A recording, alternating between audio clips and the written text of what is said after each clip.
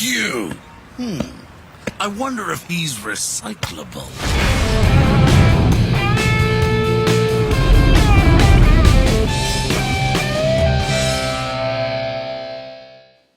Hey, what's up folks? Welcome to Life with Brock, where I'm presenting to you my custom Marvel Legend Juggernaut. I love this figure, but it's been a long time coming. It's been a long process, a lot of heartache during that process, but my love for this figure really started back in the 90s when I read the comic books and watched that cartoon that was there in the beginning. Here's one of Rob Liefeld's cover. And then when I got into customizing, I found this website called figurerealm.com, and I became familiar with what became one of my favorite customizers, Toy Cooker. And I saw this Juggernaut where he uses the Rhino Build-A-Figure as the base.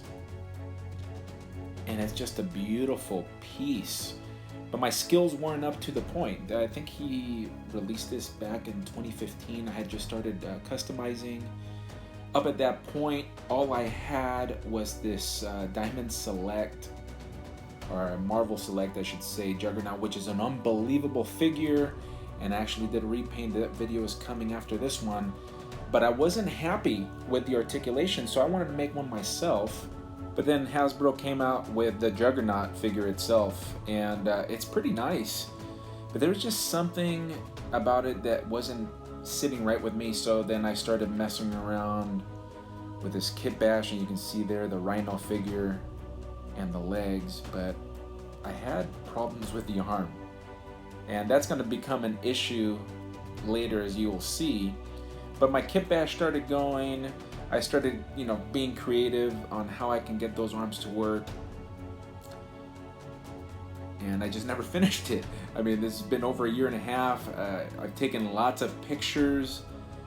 There, he was primed, ready for paint, but then he just kind of took a back seat to other customs, and you see him in the background there, and here as well.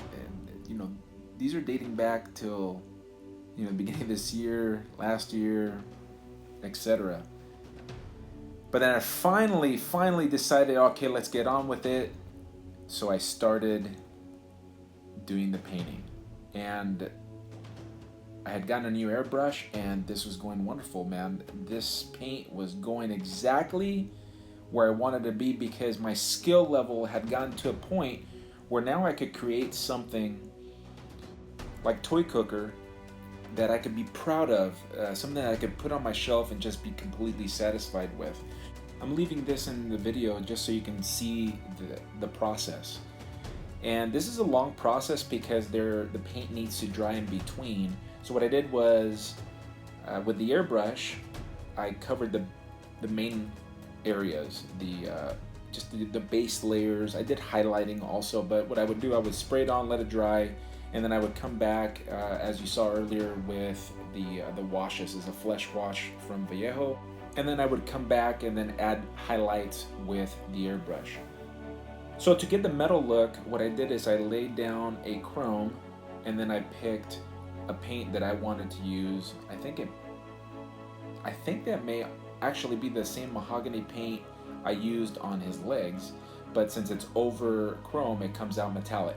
So here I'm using Silly Putty. Silly Putty is a good tool to have in your customizer shelf, because as you can see, it's malleable, and you can get it in areas that it's just easier to do than tape, because that will actually go into the recesses and the paint will lay over the top. Here I brought in my helper, my number 3, and just to show the lengths that I go for my subscribers, the people that watch me, so you can see what I'm doing. This is hot detail work. My eyeballs don't work as good as they used to, so I'm using magnifying glass here obviously to paint, but I couldn't get it to the point that was comfortable for me to do it, so I called in my number 3 to hold the camera for me, so that way you can see the lengths that some customizers have to go to get their paint done. I'm really happy with how this face turned out, and ultimately how my custom turned out. Here's the very end. There's the Marvel Select custom. You'll see the video upcoming after this one. But here it is. He's finished. But I'm having some second thoughts about color choices. I'm really not liking how that gold is turning out on the belt. It almost looks like rust. I didn't like it. So I went back and changed it, and that's just the way it works, man. Sometimes you try something, and when you're examining at the end, there's just something that just doesn't go right, so we change it up, player. That's what we do. And in case you're wondering, here were all the paints that I used for this project. Let me get a close-up shot, because I always get these questions, and I usually don't remember. So there you go. And just when I was finishing up, I was posing them for pictures, as you were seeing here. His left arm was loose. Going back to that kit bash job that I showed you, I didn't do a very good job of securing that arm, and then this happened to me. Well, I've had a catastrophic failure in the custom right as I was getting set up to take the pictures. This arm over here was very loose, so I ended up taking it out, and I started adding hot glue in here. And I was using a higher temperature hot glue gun, and the glue wasn't cooling as fast as it in the past what I've used. And what I didn't realize was, well, I did realize it, that the torso was getting stiffer, but what I didn't realize was that it was going to render it pretty much, I would lose the articulation. So you see all the paint rub right here, that's from me like really like cranking on the figure. Fortunately, I didn't ruin this part, at least that I can tell. There's a scratch right here. So I've removed the parts that I can remove to preserve that paint, and what I'm going to have to do is, well, crack open this figure and get that hot glue and pretty much start from scratch. So I'm very bummed out right now, but what are you gonna do other than, well, correct my pretty huge error, learn from my mistake?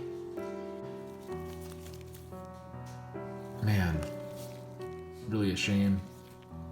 Really disappointed. All this is rubber, so I may go back and just resculpt that.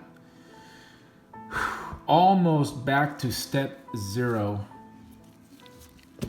Alright, so I got over it. It sucks, but what are you gonna do? I'm taking off that collar because I wanted to preserve the paint, and I did. Here I am. This is how you crack open a figure, people. And you're gonna see in a second what caused it. There's the culprit. That's what I filled the gap with. That took away the little articulation this figure had left. Alright, I'm going to do some more sculpting to the abdomen piece there, for whatever you call that. I think I'm going to leave off the belt, because the belt caused other problems too with paint rub. So I think this Juggernaut is going to go beltless. At this moment anyway. We'll see what I do, what I end up with, but this is getting scrapped for now. And finally, this project came to an end. I'm actually very happy with how it turned out. Those arms I was able to figure out, and I was able to finally tighten them up appropriately. And I think he has very good presses about him. I was able to do this unmasked face, and I think this is one of my better paint jobs. I'm really happy with the tones, with the depth it creates in the face, the menacing look, even the teeth, the lips. This is truly, I think, one of the better jobs I've done on a face. And you see those freckles? That's just, I accomplished that by putting some paint at the end of the brush and just flicking it on there with my finger. And the final thing I did, I'm not sure if you can tell in the video, but I painted those veins, and I essentially made a glaze, and which is just essentially watered down paint that you can control. And I think it came out pretty darn good. You're gonna see me just posing him around. Oh, there I am showing the veins, but he's very posable. So he's got that rhino torso and the Juggernaut arms. You can see that underneath that helmet, it's that I think it's a Series 6 Juggernaut. I think I'll show it at the very end. but heads are interchangeable. I think I'm going to display him with the unmasked head. I just love that face, man. Here's my custom with the movie Juggernaut, and now with the Toy Biz Juggernaut, and finally with the Marvel Select repainted Juggernaut. Alright folks, this comes to the end of this project. I hope you enjoyed it. I hope you can learn from my mistakes, and I wish you and yours a very Merry Christmas. Peace. Toys, toys, toys.